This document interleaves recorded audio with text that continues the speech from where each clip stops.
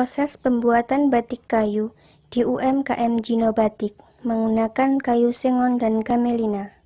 Tahap pertama dalam pembuatan batik kayu adalah dimulai dari pemotongan kayu besar menjadi potongan kayu yang kecil.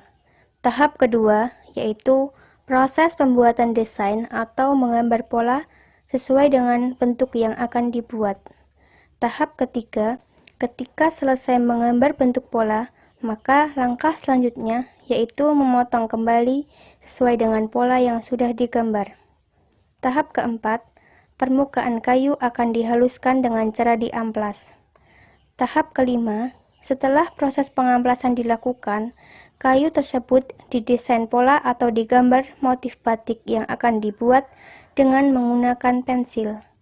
Tahap keenam, dilakukan proses pembatikan pada kayu yang telah digambar motif batik dengan menggunakan malam. Sebenarnya, proses pembatikan ini sama dengan proses pembatikan pada batik kain.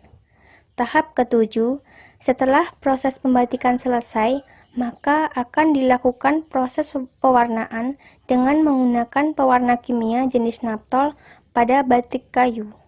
Tahap ke-8, jika proses pewarnaan sudah selesai, maka akan dilakukan proses finishing dengan memberikan lapisan pernis pada batik kayu.